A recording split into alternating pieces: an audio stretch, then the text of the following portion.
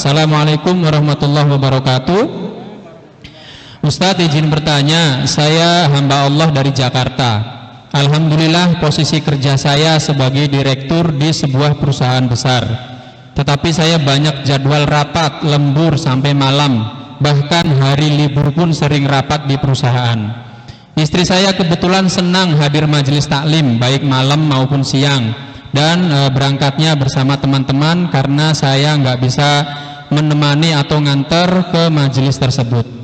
Tapi akhir-akhir ini ada yang tidak beres, Ustadz. Saya sering melihat ada chat-chat WA istri saya sama laki-laki lain yang bahasanya mesra.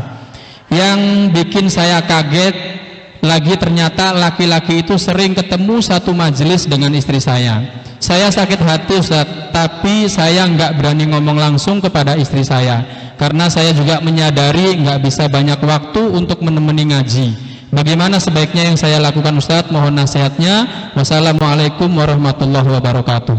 Waalaikumsalam warahmatullahi wabarakatuh.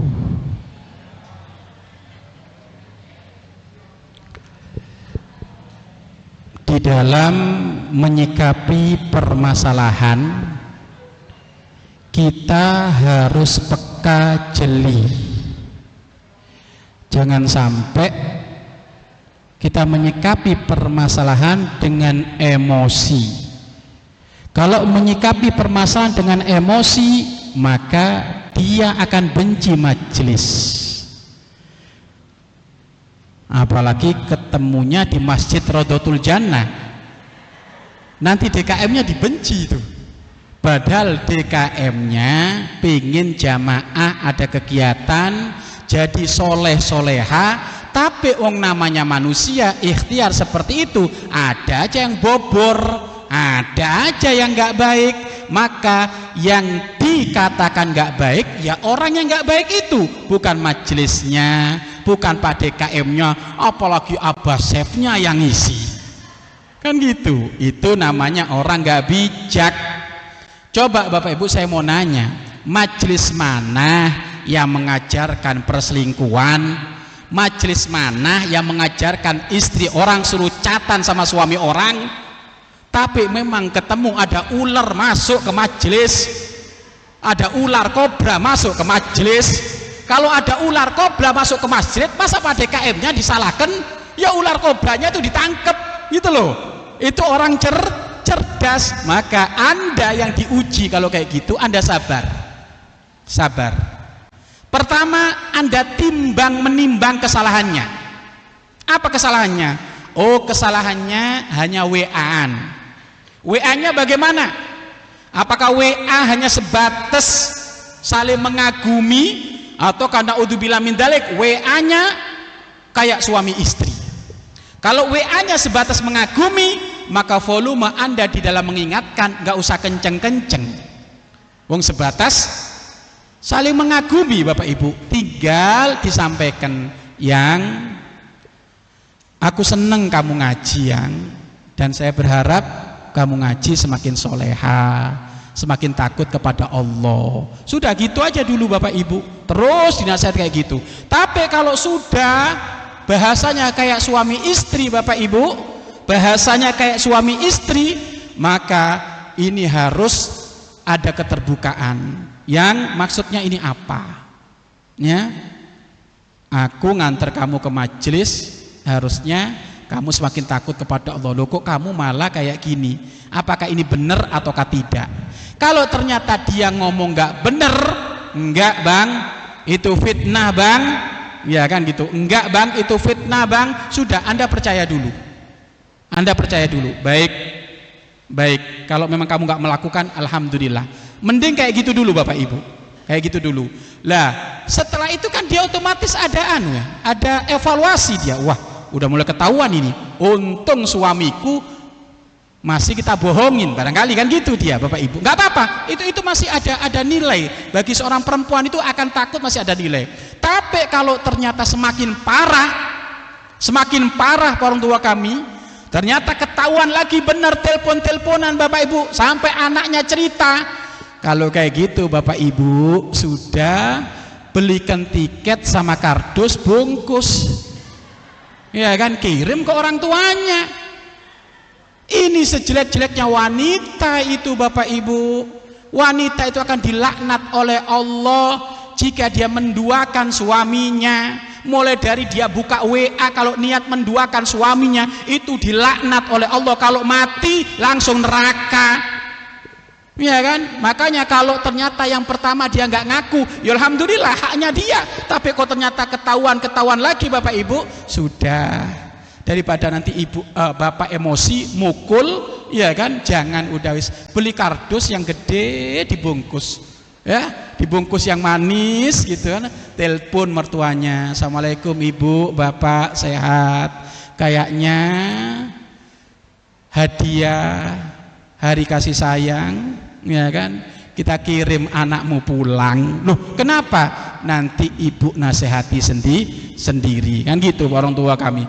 Lah setelah dinasihati Bapak Ibu, kalau memang dia tobat, maka itu haknya suami untuk membuka lagi. Kalau memang dia tobat, ya kan gitu. Tapi kalau dia nggak mau, ya itu juga haknya suami. Tapi yang jelas Bapak Ibu, jelek sejeleknya wanita, kalau ada yang halal kok ngambil yang haram, wah ini udah neraka Bapak Ibu, sudah neraka. Alasannya karena apa?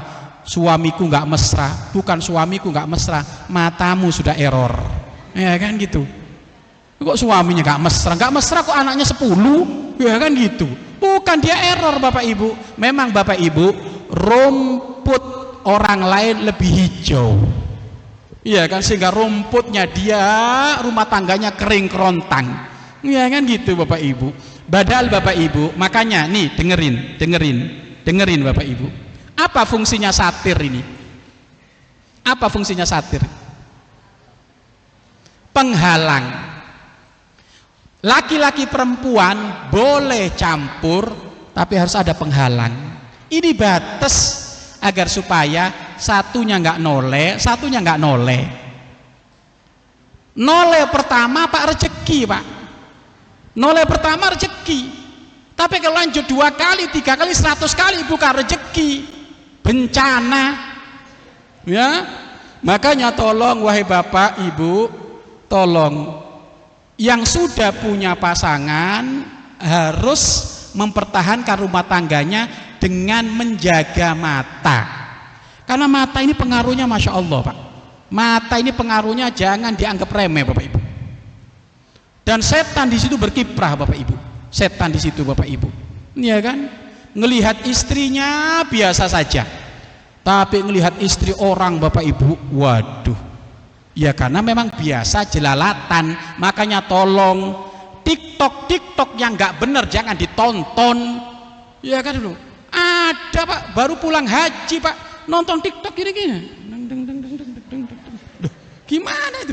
Setelah ditengok Bapak Ibu, perempuan buka aurat. Astagfirullah, ini kayaknya Pak Haji kesetrum itu Pak Ibu. Iya kan gini. Kok bisa? Makanya semakin Anda menjaga mata, semakin Anda cinta sama istri Anda. Istri yang menjaga mata semakin hari semakin cinta kepada suaminya. Maka Anda jangan kebawa emosi dulu.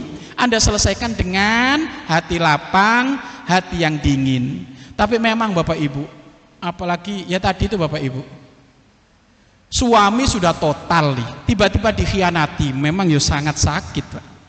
Sangat sakit. Tapi kalau kamu nggak emosi, sabar, kamu jadi wali, kamu jadi kekasih Allah. Tapi kalau emosi, marah, melampiaskan, akhirnya jadi nanti dolim sama istri. Makanya paling enak bawa belikan kardus yang gede, udah tadi tuh kardusnya kulkas, ya kan gitu, bungkus Pak, kirim, ya anter itu Bu, sudah nggak layak Bapak Ibu. Mohon maaf, wanita yang punya mental khianat dikasih kesempatan berapa kali pun tetap khianat, nggak bisa. Paling enak sudah keluarin saja, ya nggak usah.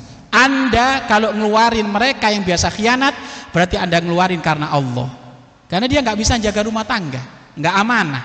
Berarti Anda berpisah karena Allah.